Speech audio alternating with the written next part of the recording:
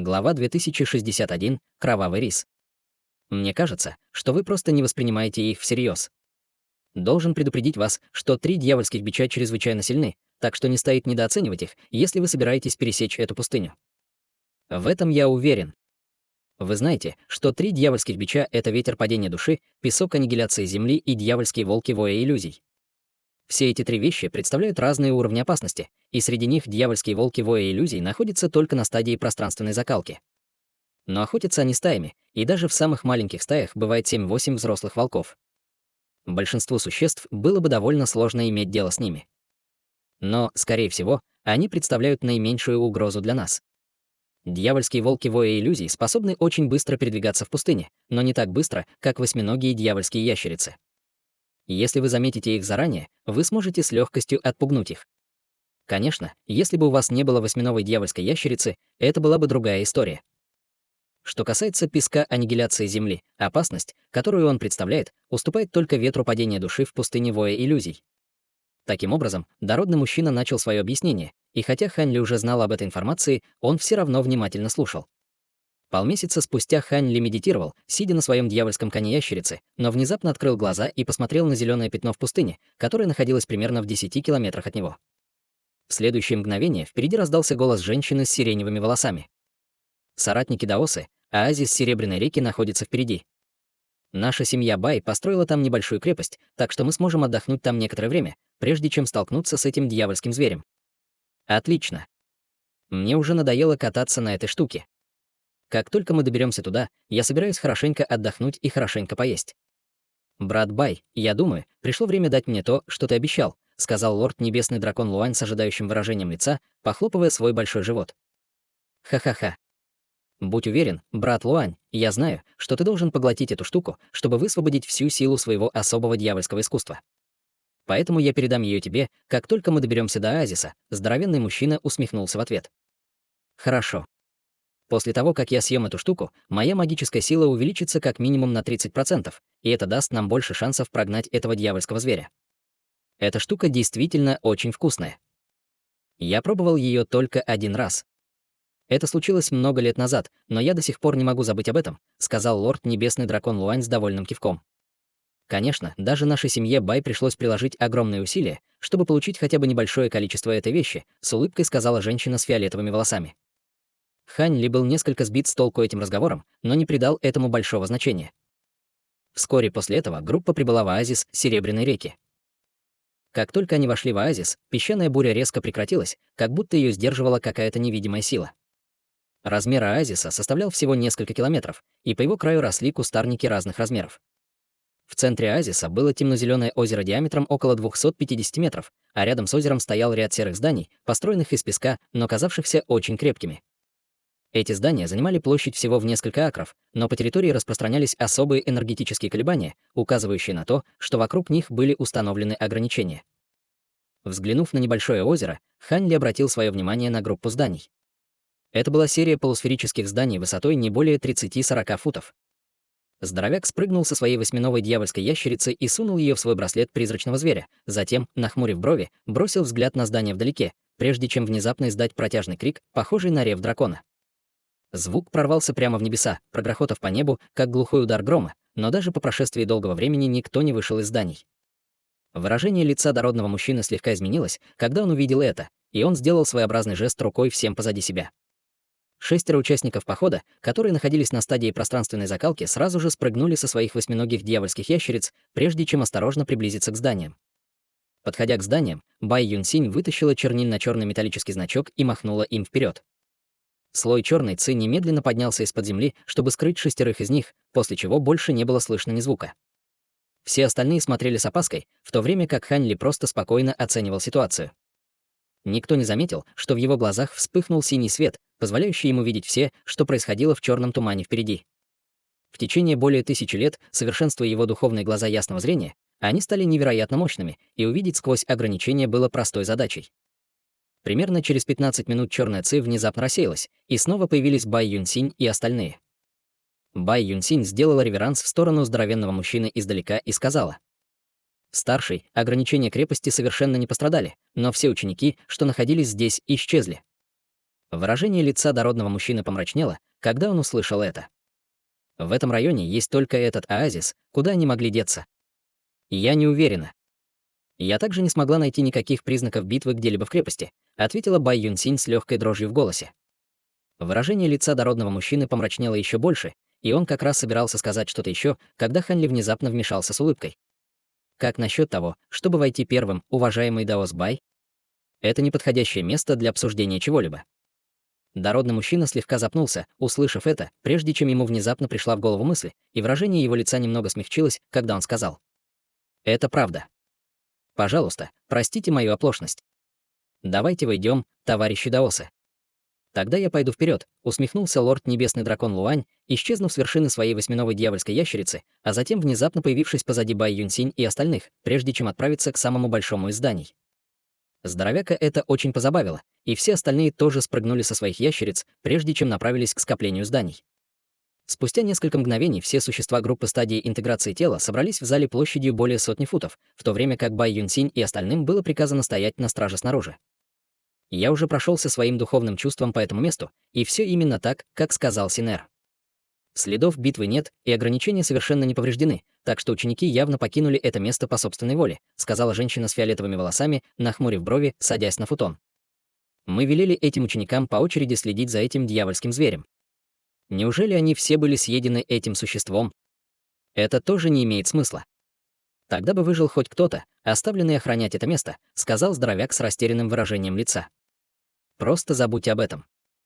В любом случае, это просто группа низкоуровневых учеников. «Поторопись и дай мне эту штуку, чтобы я мог сначала хорошо поесть», нетерпеливо призвал лорд Небесный Дракон Луань. «Хе-хе, будьте уверены, уважаемый Даос Луань. Мы дали вам обещание, конечно же, не собираемся его отменять. Сестра, принесите эту вещь для брата Луаня», сказал здоровенный мужчина с улыбкой. Фиолетоволосая женщина улыбнулась, взмахнув запястьем, из ее браслета для хранения вырвалась вспышка белого света, прежде чем выпустить полупрозрачную нефритовую коробку на стол перед ней. Лорд Небесный Дракон Луань был в восторге, увидев это. Он сразу же сделал движение к столу, на котором в его руки попала нефритовая шкатулка. Крышка была быстро снята, и Хань Ли и Хань Цзы, естественно, повернулись, чтобы посмотреть, что это такое, на что они оба отреагировали слегка удивленно. В нефритовой шкатулке было рисовое зернышко, но оно было около полуфута в длину и толщиной с руку младенца. Один из двух его концов был очень острым и был полностью малинового цвета. Вдобавок ко всему, от него исходил аппетитный аромат. Это кровавый рис. Хань Ли ошеломленно пробормотал себе под нос. Вы должны быть достаточно осведомлены, чтобы распознать что-то подобное, брат Хань. Действительно, это редкий тысячелетний кровавый рис. Он способствует невероятному развитию дьявольского искусства, связанного с кровью. Он также может стимулировать скрытый потенциал его сущности крови. Это одна из вещей, которую мы обещали уважаемому Досу Луаню в награду за его усилия. Это восхитительное лакомство с богатым вкусом, аромат которого будет держаться во рту в течение нескольких месяцев после употребления. Я только слышал об этом, но никогда не видел его раньше. Мало того, что условия, необходимые для выращивания этого кровавого риса, чрезвычайно строгие, он может принести плоды только после того, как его напоят эссенцией крови особого типа зверя. Даже для выращивания кровавого риса самого низкого качества потребуется более 100 лет. Это действительно впечатляет, что вы смогли получить тысячелетний рис, брат Бай. Сказал Хань Ли с немного сложным выражением лица. Этот кровавый рис был особым местным продуктом в царстве старших дьяволов. Это был чрезвычайно редкий и дорогой продукт. И это было то, что Хань Ли также искал, поскольку это был один из немногих известных ему видов вещей, которые все еще могли улучшить его тело.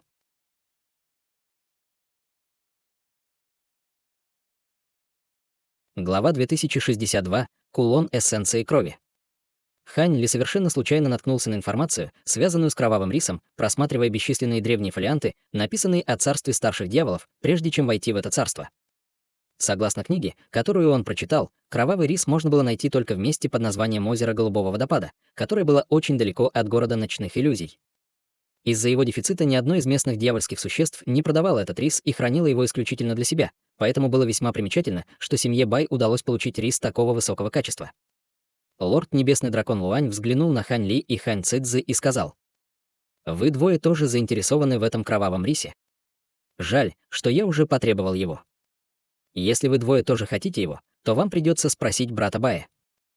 После этого он тут же откусил кровавый рис, съев его треть всего за один укус, а затем начал медленно жевать его в блаженной манере. Богатый ароматный аромат мгновенно наполнил весь зал. «У тебя есть еще этот кровавый рис, брат Бай?» — спросил Хань Ли. Хань Цзы тоже сразу обратил внимание на дородного мужчину и женщину с фиолетовыми волосами. «Вы, конечно, шутите, уважаемый даос-лорд Небесный Дракон Луань? У нашей семьи Бай есть только это зерно кровавого риса», — сказал здоровенный мужчина с кривой улыбкой. «Боюсь, мне очень трудно в это поверить, брат Бай. Всем известно, что чем больше кровавого риса съедает человек, тем более выраженный эффект улучшения он окажет на организм потребителя. Если вы смогли достать это зерно риса, тогда почему вы получили только одно?» — спросил Хань Ли, его глаза слегка сузились. Хань Цзы явно тоже не был убежден. По правде говоря, нашей семье Бай удалось купить несколько зерен кровавого риса, но все они были съедены моей сестрой и мной.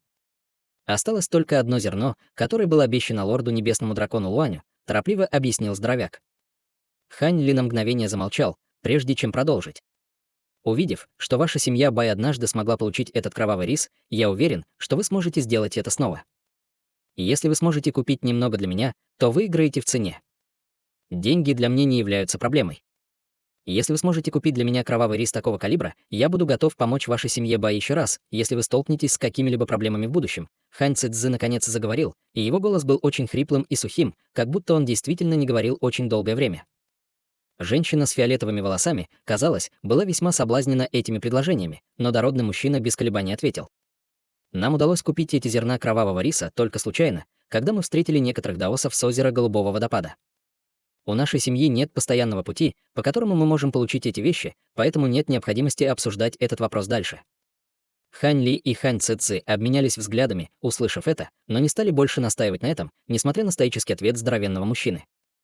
Лорд Небесный Дракон Луань все еще жевал свой кровавый рис, но в его глазах мелькнул намек на разочарование. После этого все стали отдыхать и медитировать в зале. Примерно через 2 часа после того, как лорд Небесный Дракон Луань закончил есть этот кусок кровавого риса, его аура внезапно резко увеличилась, а его лицо стало ярко-красным. Только спустя долгое время ему удалось переварить силу кровавого риса, и Хан Ли еще больше заинтересовался кровавым рисом, увидев это. Казалось, что этот кровавый рис был гораздо эффективнее, чем предполагали записи в книге. В течение этого периода дородный мужчина и женщина с фиолетовыми волосами обсуждали исчезновение учеников семьи Бай посредством голосовой передачи, но они не смогли прийти к каким-либо разумным выводам из-за полного отсутствия зацепок. Таким образом, они могли только отложить этот вопрос и тоже начали медитировать. В конце концов, они оставили здесь лишь нескольких учеников низкого уровня, и в целом они не имели значения для семьи Бай. Группа оставалась в крепости в течение дня и ночи, а затем продолжила свой путь на своих восьминогих дьявольских ящерицах после того, как все пришли в себя. Менее чем через полдня дородный мужчина посмотрел на тусклое небо, затем внезапно повернулся к Хань Ли и остальным и сказал: «Соратники даосы, этот дьявольский зверь действительно весьма грозен, поэтому нам придется проявлять осторожность. Отсюда и далее наше путешествие будет весьма опасным. Пожалуйста, спрячьте свои ауры и уберите своих восьминогих дьявольских ящериц». Все знали, что это был решающий момент, поэтому возражений, естественно, не было. Все они спрыгнули со своих восьминогих дьявольских ящериц, спрятали их в своих браслетах духовных зверей, а затем продолжили свой путь, летя на малой высоте. Несмотря на то, что в пустыне нельзя было использовать никакие методы передвижения, полеты на малой высоте были возможны. Однако при этом расходуется в несколько раз больше магической силы, чем обычно. К счастью, шахта была недалеко, и после 2-часового полета на горизонте внезапно появилась массивная песчаная дюна. Эта песчаная дюна была высотой в десятки тысяч футов и напоминала массивную гору. В то же время из песчаной дюны доносились призрачные завывания и тревожные крики. В этот момент дородный мужчина поднял руку и приказал всем действовать с осторожностью, а затем внезапно спустился в сторону области, которая находилась в нескольких километрах от песчаной дюны. Все остальные последовали за ним. Хань Ли тоже шел вместе со всеми. Внезапно в глазах вспыхнул голубой свет, когда он с задумчивым выражением лица оценивал участок земли на расстоянии более 100 футов от них. Внезапно дородный мужчина потянулся к своему рукаву, а затем сделал хватательное движение к тому месту, которое внимательно изучал Хань Ли. Раздался глухой удар, и огромная куча песка размером с комнату поднялась из-под земли, прежде чем рухнуть куда-то в сторону. Дородный мужчина повторил этот процесс несколько раз, чтобы вырыть яму глубиной более 100 футов, на дне которой находились ворота из лазурной меди. «Что это?» — удивленно спросил лорд Небесный Дракон Луань. Главный вход в шахту находится на вершине песчаной дюны, но его уже захватил этот дьявольский зверь. В целях безопасности мы должны войти через другой вход. Мы с сестрой единственные, кто знает о существовании этого входа. И мало того, что мы устроили его в крайне укромном месте, мы не поставили вокруг него никаких ограничений, чтобы дьявольский зверь не смог его обнаружить. Поэтому мы должны суметь застать его врасплох, с улыбкой объяснила фиолетово-волосая женщина. Я понимаю, лорд Небесный Дракон Луань кивнул в ответ, когда замешательство в его глазах исчезло. Тем временем дородный мужчина указал пальцем на медные ворота издалека, чтобы выпустить огромный выброс невидимой силы. Ворота слегка задрожали, прежде чем их медленно раздвинули, открывая чернильно-черный проход. Здоровяк устремил свое духовное чувство к проходу, на лице которого появился намек на восторг, и он тотчас же поплыл к нему. Пошли. Этот дьявольский зверь еще не нашел этот вход. Все остальные, естественно, последовали за ним в коридор, и когда Хань Ли тоже сделал то же самое, голубой свет вспыхнул в его глазах, сделав для него пространство в темном проходе ясным как день. Слева и справа от него были бледно-лазурные каменные стены, которые полностью защищали от песка пустыни. И что было еще более примечательно, эти каменные стены были совершенно гладкими и бесшовными и вообще не испускали энергетических колебаний, что ясно указывало на то, что никаких ограничений здесь установлено не было. Эти стены действительно существовали как простые ничего не значащие образования.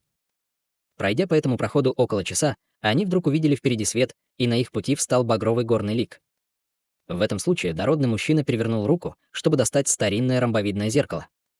Черная ци закружилась на поверхности зеркала, после чего возникла вспышка пятицветного света. Крепкий мужчина некоторое время пристально вглядывался в пятицветный свет, после чего выражение его лица слегка посветлело, и он убрал зеркало, прежде чем махнуть рукавом в сторону горы впереди. Вспышка черного света немедленно пронеслась вперед, прежде чем исчезнуть в склоне горы. И в следующее мгновение склон горы задрожал, а спутники Хань Ли продолжили двигаться в сторону горы совершенно беззвучно. Как только склон горы отодвинулся в сторону, всех поразила волна палящего зноя, и впереди появился огненно-красный подземный мир. Красновато-черная земля была усеяна малиновыми камнями, а из земли торчало бесчисленное количество красновато-фиолетовых каменных сталагмитов. Дородный мужчина быстро осмотрел свое окружение, прежде чем повернуться ко всем позади него с серьезным выражением лица. «Пойдем. Дьявольский зверь должен скрываться там, где в этой шахте больше всего истинного огня ци». Вообще говоря, дьявольские звери часто любят культивировать и поглощать энергию во время спячки. Но это может быть не так для этого дьявольского зверя. Вдобавок ко всему, мы до сих пор не знаем, что это за дьявольский зверь. Поэтому мы не можем строить догадки о его повадках. Пожалуйста, будьте осторожны, наша цель только ранить дьявольского зверя и прогнать его, но если нам удастся его убить, то мы поровну разделим материалы из тела дьявольского зверя. Хе-хе, когда ты стал таким беспокойным, брат Бай? Ты уже говорил это много раз. Естественно, для нас было бы фантастикой убить дьявольского зверя уровня дьявольского лорда. Но если мы не сможем этого сделать, тогда мы тоже не будем форсировать события, с улыбкой сказал лорд Небесный Дракон Луань. Именно в этот момент фиолетово-волосая женщина внезапно открыла рот, чтобы вытолкнуть кулон из белого нефрита с малиновым узором на поверхности. Затем она с улыбкой повернулась ко всем остальным и сказала: «Несмотря на то, что я не могла противостоять этому дьявольскому зверю в прошлый раз, когда мы сражались, я смогла застать его врасплох и получить каплю его крови. Я превратила эссенцию его крови в этот нефритовый кулон, так что нам будет несложно его отследить». После этого она вложила свою магическую силу в нефритовый кулон, и малиновый узор внезапно начал двигаться, как будто оживая. Это фантастика. С этим нефритовым кулоном, сообщающим нам о местонахождении дьявольского зверя, нам не придется беспокоиться о каких-либо внезапных нападениях, так что инициатива будет полностью на нашей стороне. Радостно сказал здоровенный мужчина, и на его лице заиграла ликующая улыбка. Таким образом, он поменялся местами со своей сестрой, позволив ей возглавить группу вместо него.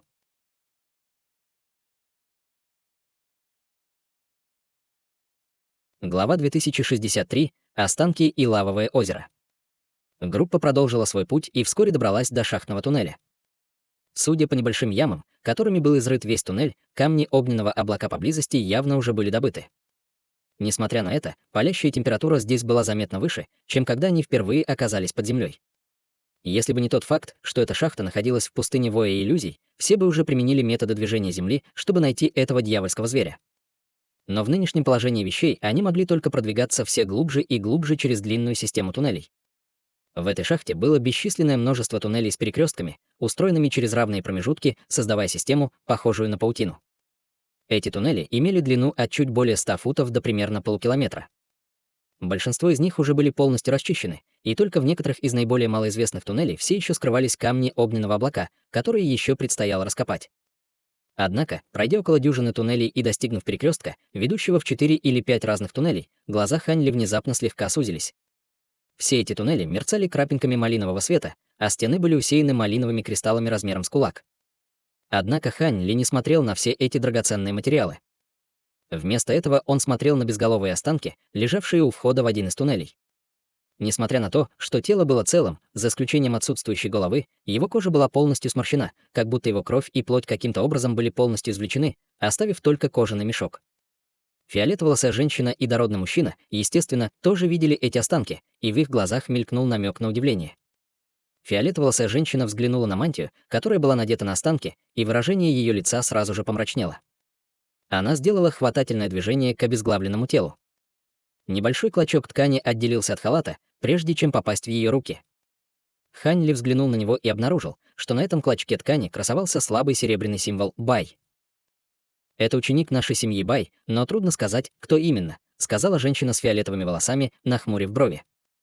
Дородный мужчина холодно фыркнул, прежде чем также сделать хватательное движение к обезглавленному телу, и лазурный кожаный мешочек потянулся к нему, прежде чем взорваться по его приказу, выпустив рой огромных малиновых ос. Каждая из этих ос была величиной с ладонь взрослого человека и непрерывно жужжала. Это кровососущие осы. Если я правильно помню, Бай Янь обладал роем этих дьявольских насекомых, верно? Спросил дородный мужчина с мрачным выражением лица.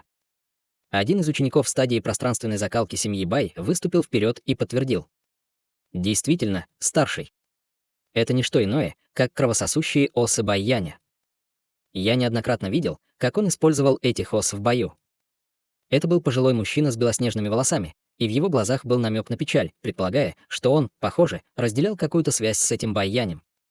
Фиолетоволосая женщина вздохнула и подняла руку, чтобы выпустить огненный шар, превративший тело в пепел, а затем пробормотала себе под нос. В таком случае это должны быть останки Бай Яня. Он был самый могущественный среди учеников, которых мы оставили в крепости Оазиса. Но как он здесь оказался? На самом деле никто не удивился ужасному виду сморщенного обезглавленного трупа. В конце концов, в царстве старших дьяволов было бесчисленное множество существ, которые совершенствовались, пожирая сущность крови других, так что это не было чем-то необычным. Пойдем дальше. Может быть, мы найдем какие-то зацепки впереди, предложил дородный мужчина после короткой паузы для размышлений. Никто не возражал, и они продолжили путь по туннелю, где только что были найдены останки. Однако все действовали с большей осторожностью, и, пройдя по туннелю несколько тысяч футов, они столкнулись с еще 5 или 6 обезглавленными трупами, все из которых, как было подтверждено, были учениками семьи Бай, оставленными в крепости. Выражение лица дородного мужчины темнело все больше и больше с каждым обнаруженным обезглавленным телом, и, пройдя еще некоторое время, он вдруг повернулся к женщине с фиолетовыми волосами и спросил: «Как далеко мы от этого дьявольского зверя? Он не сможет обнаружить нас, не так ли? Уверяю тебя, большой брат». В пустыне воя иллюзий в первую очередь сильно подавляется духовное чувство, и это только усугубляется разрушающим эффектом истинного огненного ци в этой шахте. В настоящее время мы все еще находимся примерно в 3 километрах от дьявольского зверя, так что он никак не сможет нас обнаружить. Однако я не уверена, что так будет и дальше. Если мы подойдем ближе, то всем нам нужно быть готовыми ко всему, ответила фиолетоволосая женщина после краткого взгляда на нефритовый кулон в своей руке. После короткой паузы для размышлений здоровяк решил: в таком случае, давайте все немедленно применим наши методы маскировки. Мы действительно должны начинать прямо сейчас. Использование методов маскировки в этой пустыне будет очень обременительно для нашей магической силы. Так и быть, лучше перестраховаться, чем потом сожалеть, неохотно пробормотал лорд Небесный Дракон Луань, прежде чем открыть рот и изрыгнуть черный значок, который превратился в облако черного тумана, окутавшего все его тело. Сразу после этого и туман, и сам лорд Небесный Дракон Луань постепенно исчезли из вида. Хань Ли также последовал его примеру, когда он сделал ручную печать, на которой черный свет завихрился над его телом, и он превратился в едва заметную черную тень. Что касается Хань Цзы, он резко взмахнул рукавом по воздуху, чтобы выпустить вспышку ледяного света, после чего все его тело стало прозрачным, как ледяная статуя. Бай Юнсинь и остальные призвали серебряные флаги, прежде чем подбросить их в воздух в унисон, чтобы создать серебряную световую формацию. Построение обрушилось на всех 6, и они тоже мгновенно исчезли. Видя, что все уже спрятались, дородный мужчина и женщина с фиолетовыми волосами сделали то же самое, когда один из них выпустил из своего тела взрыв черной ци, а другой призвал сокровище, похожее на носовой платок. Таким образом, группа продолжила свой путь. Но, к их большому удивлению, этот туннель оказался намного длиннее, чем они предполагали. Даже после долгого пути они так и не добрались до другой стороны. По мере их продвижения прямой туннель вдруг начал извиваться и изгибаться, а каменные стены вокруг них тоже стали очень грубыми и неровными.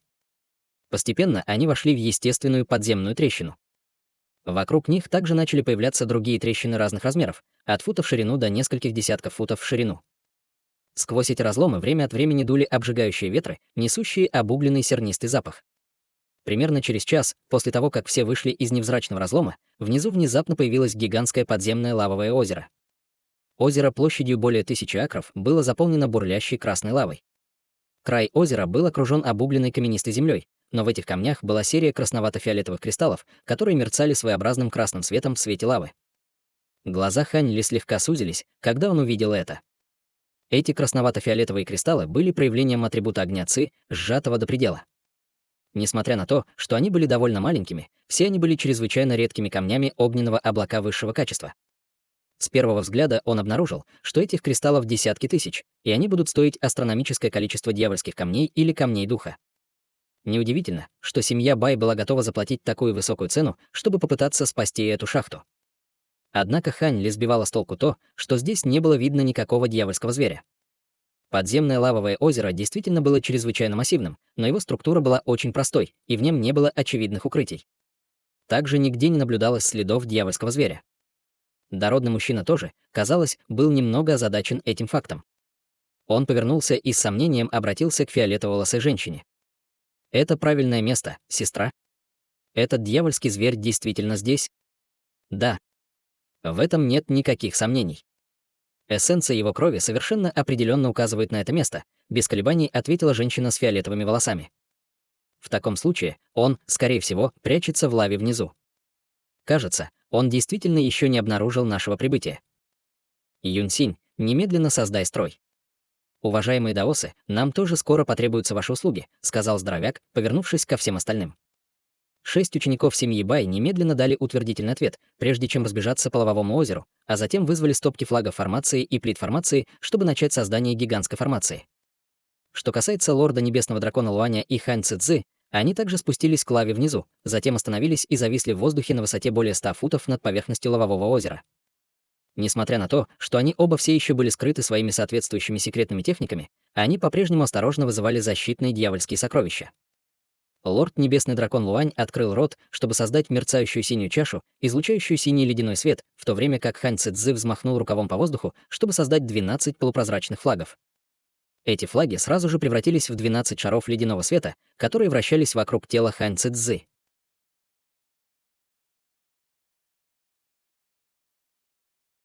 Глава 2064. Дьявольский зверь. Между тем, Хань Ли мягко топнул ногой по воздуху, и пятицветный свет вспыхнул под его стопами, сформировав пятицветный цветок лотоса. Этот цветок тут же медленно понес его тело вниз. Пятицветный цветок лотоса был чрезвычайно ярким и испускал потоки ледяной ци. Она была проявлена ничем иным, как этими пятицветными ледяными языками пламени. Хань Ли, лорд Небесный Дракон Луань и Хань Цзы парили над озером лавы в треугольной формации, выпуская свои духовные чувства вниз. Однако в лаве были слои своеобразных энергетических колебаний, которые не позволяли духовному чувству Хань Ли проникнуть в озеро глубже, чем 1000 футов. У лорда Небесного Дракона Луаня и других духовное чувство было гораздо менее сильным, чем у Хань Ли, поэтому расстояние для них сократилось примерно до 300-400 футов. Расстояние в 1000 футов позволило Хань Ли обнаружить только массивную черную тень, лежащую на дне озера. Однако из-за колебаний энергии в лаве он не мог ясно видеть тень, поэтому не мог определить, было ли это целью их путешествия. Несмотря на то, что черная тень лежала совершенно неподвижно, как будто она была мертва, Хань Ли все еще наблюдал за ней с большой осторожностью. Пока Бай Юньсинь и другие создавали формацию, 2 дьявольских лорда семьи Бай также были в действии. Здоровяк снова призвал свое древнее зеркало, и оно превратилось в более чем 100 осколков зеркала, которые разлетелись по воздуху над лавовым озером, освещая его черным дьявольским светом.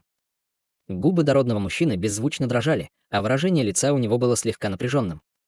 Очевидно, ему было довольно трудно раскрыть свои способности, когда большая часть его магической силы была ограничена. Между тем, фиолетово-волосая женщина наложила ручную печать, и на ее теле появились дьявольские доспехи, белоснежные как нефрит. В то же время она сделала хватательное движение другой рукой, и в ее руке появилась длинная чернильно-черная алебарда. Она взмахнула оружием в воздухе, и появилась чернильно-черная гигантская рогатая тигровая проекция, злобно рычащая, как будто она собиралась наброситься в любой момент. Примерно через 15 минут 6 учеников семьи Бай стадии пространственной закалки закончили настройку формации, и шары черной ци немедленно всплыли вокруг лавового озера.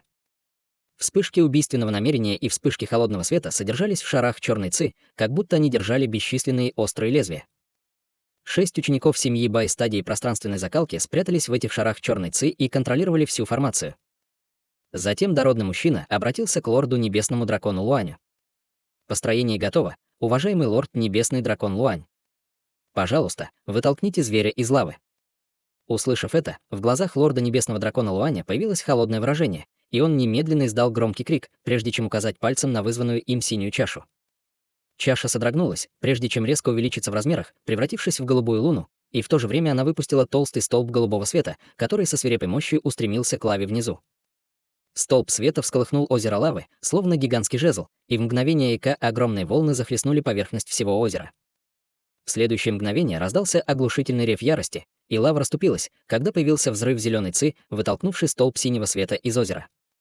Холодная улыбка появилась на лице лорда Небесного дракона Луаня, когда он увидел это, и из его тела вырвалась удивительная аура. В то же время он щелкнул пальцами по синей чаше, выпустив около дюжины полос черного света, которые мгновенно исчезли в чаше. Из синей луны вдруг вырвался громкий звенящий звук, и на ее поверхности появились бесчисленные белые руны. В результате синий столб света, который он испускал, стал примерно в 2 раза толще, чем был раньше. Этот столб света незамедлительно рухнул сверху с новой силой. Всплеск противодействующей зеленой ци был полностью застигнут врасплох и мгновенно уничтожен, после чего столб синего света снова погрузился глубоко в лавовое озеро. В озере раздался оглушительный гул, и казалось, что атака действительно поразила дьявольского зверя, который прятался в озере. Как вам это понравилось? Лорд Небесный дракон Луань усмехнулся, готовясь нанести еще больше атак своей синей чашей.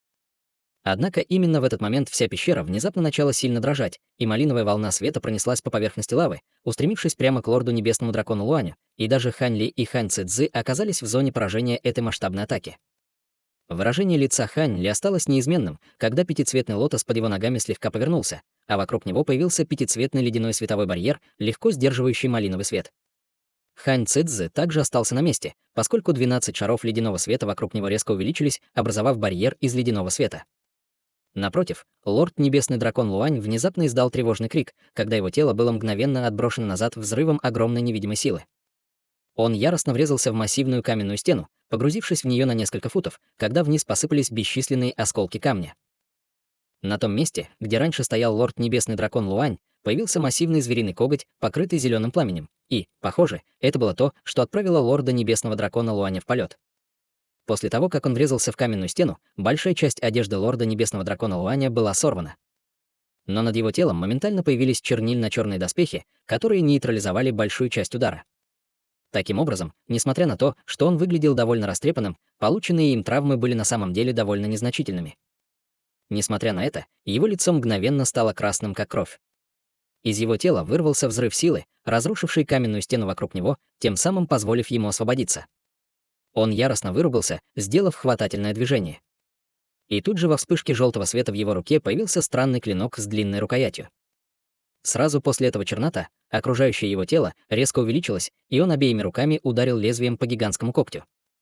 Его удар был стремителен, как молния. Желтое лезвие метнулось вперед, охватив расстояние в несколько сотен футов во вспышке, прежде чем яростно ударить по звериному когтю. Однако, несмотря на свои огромные размеры, звериный коготь оказался неожиданно проворным и мгновенно растворился в воздухе. Таким образом, проекция желтого лезвия ударила лишь в пустое пространство. Сразу после этого яростные волны прокатились по поверхности лавового озера внизу, и появилось гигантское существо, окутанное зеленым дьявольским пламенем. Существо было более 200 футов в размере, и его рев напоминал коровье мычание. Хань Ли и Хань Цзы немедленно выстрелили в ответ. Один из них потер руки, прежде чем поднять их, чтобы выпустить бесчисленные нити серого света, в то время как 2 из 12 шаров ледяного света, что летали вокруг тела другого, устремились прямо к гигантскому зверю. Как только эти шары ледяного света полетели по воздуху, вокруг них появились белые ледяные ореолы, демонстрирующие их устрашающую ледяную мощь. Однако гигантский дьявольский зверь оставался совершенно невозмутимым. Он резко поднял голову, и зеленое пламя вокруг его тела мгновенно превратилось в слои зеленых световых барьеров. Независимо от того, были ли это серые нити света Хань Ли или эти ледяные ореолы, эти две атаки были мгновенно уничтожены, как будто столкнулись с проклятием своего существования. Сердце Хань Ли слегка дрогнуло, когда он увидел это. Его свет божественной сущности был способен подавить силу 5 элементов, поэтому для него было большим сюрпризом, что это зеленое дьявольское пламя смогло так легко свести их на нет. Однако два шара ледяного света, выпущенные Хань Цзы, казалось, обладали какой-то особой силой, позволяющей им прорваться сквозь зеленое пламя и нестись прямо к дьявольскому зверю. В ответ дьявольский зверь немедленно выпустил изо рта две вспышки черной ци, и после того, как две противоборствующие силы столкнулись, шары ледяного света снова превратились в пару полупрозрачных флагов, опустившихся сверху. Увидев это, в глазах Хань Цзы промелькнул намек на удивление. Но он тут же сделал хватательное движение, притягивая к себе два флага в виде полос белого света, которые в мгновение ока исчезли в его теле. Именно в этот момент дьявольский зверь издал громкий рык, и температура во всей пещере мгновенно увеличилась в несколько раз. Вокруг его тела вспыхнули алые огненные шары, но когда он уже собирался начать атаку, здоровенный мужчина и женщина с фиолетовыми волосами бросились в бой. Дородный мужчина начал что-то напевать, указывая пальцем на все осколки зеркала в воздухе, и они в унисон выпустили молнии, переплетаясь, образуя сеть черных молний, опускавшуюся сверху. Между тем, фиолетово-волосая женщина злобно ударила своей черной алебардой вниз, и проекция гигантского черного тигра вокруг нее издала громоподобный рев. Затем проекция гигантского черного тигра спикировала вниз полосой черного света. Пространство в кильваторе черного света искривилось, и черный тигр появился во вспышке света прямо над дьявольским зверем, совершенно не остановленный приближающимися шарами зеленого пламени. Однако зеленое пламя вокруг тела дьявольского зверя внезапно резко увеличилось, а затем сформировало двуглавую дьявольскую проекцию питона, которая столкнулась с проекцией тигра. Обе эти проекции были образованы дьявольской ци, но это было настолько достоверно, будто происходило столкновение между настоящей парой свирепых дьявольских зверей. Что же касается черной сети молний, то все малиновые огненные шары в воздухе немедленно устремились к ней по велению дьявольского зверя. И сеть молний была полностью сдержана среди бесчисленных вспышек красного света. Этот дьявольский зверь действительно обладал силами, сравнимыми с дьявольским лордом поздней стадии. Он противостоял сразу нескольким дьявольским лордам, но сумел устоять. Однако во время этой короткой задержки лорд Небесный Дракон Луань также внезапно появился над дьявольским зверем, а затем внезапно похлопал себя по животу с холодным взглядом в глазах. Из его желудка появилось сокровище, оказавшееся маленьким барабаном размером всего в несколько дюймов. Барабан был полностью малинового цвета, и на его поверхности было выгравировано бесчисленное количество рун, похожих на снежинки. Лорд Небесный Дракон Луань мягко похлопал по барабану, и мгновенно подул ледяной ветер. И тут же сверху посыпались бесчисленные ярко-красные снежинки.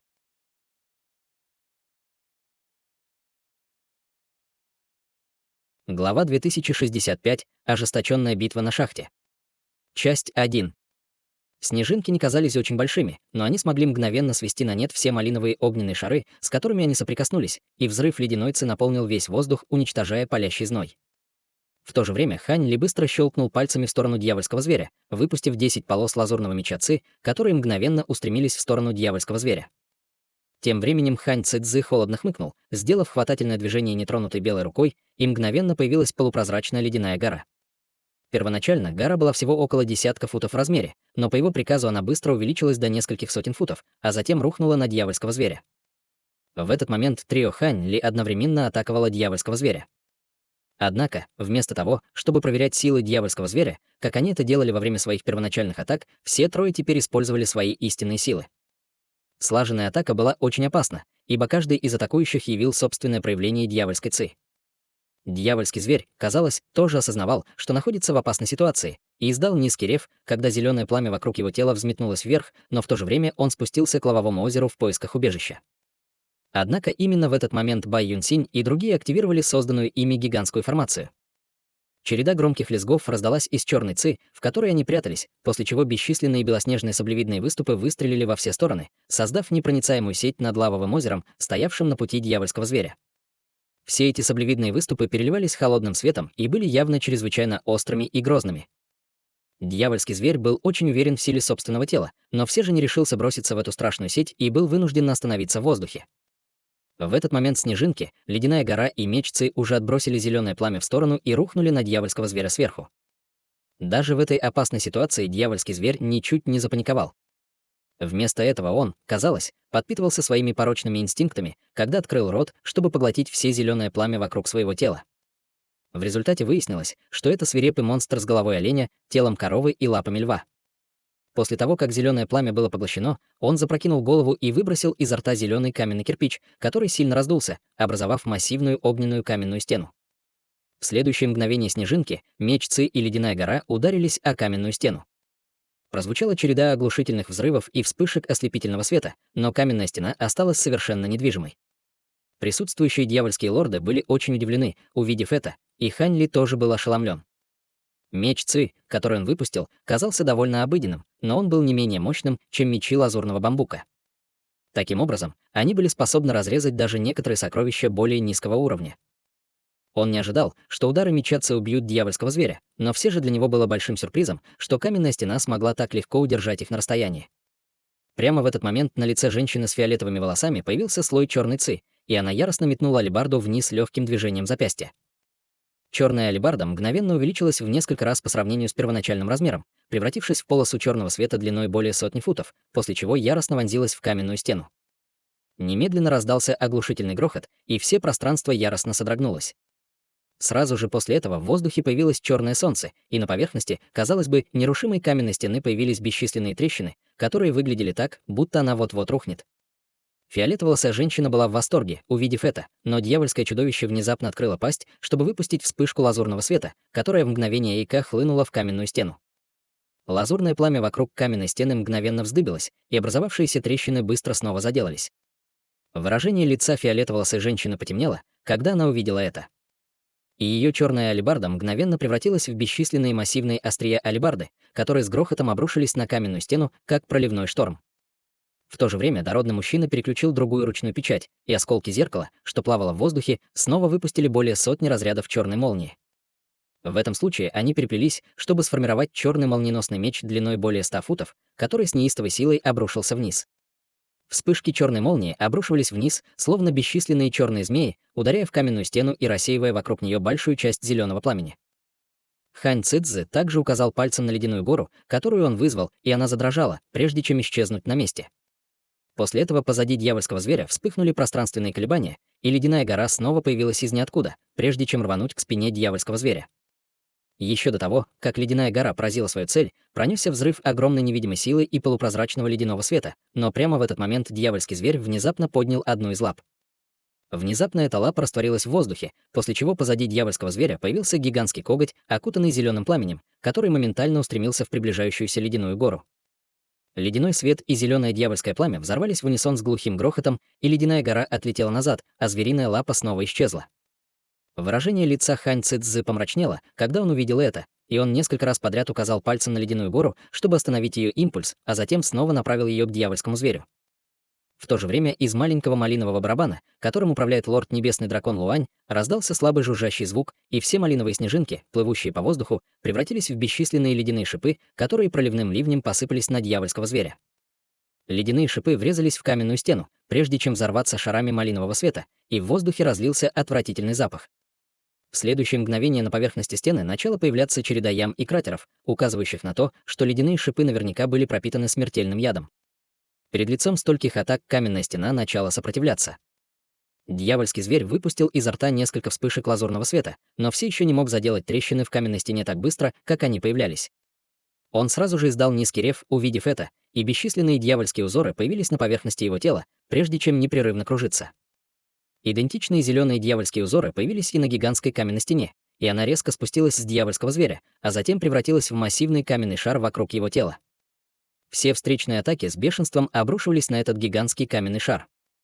Полосы лазурного меча Ци, вызванные Хань Ли, превратились в более чем сотню мощных нитей меча, которые яростно вонзились в каменный шар, оставив множество крошечных отверстий на его поверхности, но не смогли полностью проникнуть внутрь. Тем не менее, было совершенно ясно, что каменный шар не сможет продержаться слишком долго перед лицом таких свирепых атак. Зеленое пламя вокруг него постепенно тускнело, и с его поверхности падали бесчисленные обломки скал. Крепкий мужчина и фиолетово-волосая женщина были в восторге, увидев это, и добавили еще больше силы в свои атаки. Они без устали атаковали, надеясь вымотать противника и приблизить его конец. Черная дьявольская Ци хлестали из их движений могучими потоками.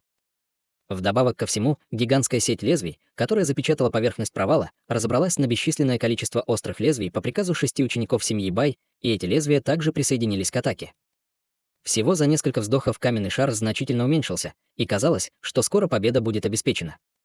Однако брови Хань Ли были слегка нахмурены, так как казалось, что все идет слишком гладко. Он не собирался верить в то, что такой опасный противник может оказать столь незначительное сопротивление. Ведь тогда не стоило собирать такую команду и организовывать весь этот поход. Хань Ли отчетливо видел, что этот дьявольский зверь до сих пор по-настоящему не демонстрировал свою устрашающую силу поздней стадии интеграции тела. И это было очень подозрительно. Как только эта мысль пришла в голову Хань Ли, дьявольский зверь издал громкий рев изнутри каменного шара, и столбы раскаленной лавы внезапно поднялись с безмятежной поверхности лавового озера, слившись в новый массивный шар лавы, который сразу окутал каменный шар. Тут же на поверхности шара лавы появилось бесчисленное множество зеленых дьявольских узоров, после чего он превратился в расплавленного гиганта высотой более 100 футов. По всему телу великана бушевали малиновые огни, а в глазах вспыхивал зеленый свет. Он поднял руки высоко в воздух, и волны огня вырвались из его тела во все стороны. Казалось, что в теле великана содержался бесконечный запас малинового пламени, и малиновое море пламени заполнило все пространства в мгновение ика. Сразу после этого великан открыл рот, чтобы извергнуть огромное пространство зеленого дьявольского пламени, которое слилось в багровое пламя. Это пламя мгновенно образовало около дюжины зеленых огненных питонов, каждый из которых превышал 100 футов в длину, и все они ринулись на вражеских дьявольских лордов. Красный свет вспыхнул перед глазами Хань Ли, и все его тело погрузилось в море пламени. Обжигающая дьявольская ци вращалась вокруг него, как бешеный вихрь, и он был прикован к месту какой-то глубокой силой, скрытой в огненном море. Под невероятным давлением этой огромной силы лазурные полосы меча ци в море пламени также стали очень медленными и вялыми.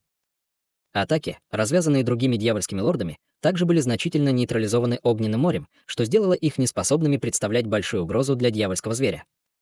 Выражение лица Хань Ли осталось неизменным, когда он сделал хватательное движение к полосам лазурного меча ци, и все они взорвались в огненном море, образовав шары лазурного света, которые рассеялись под действием багрового пламени, а затем были немедленно подавлены огненным морем.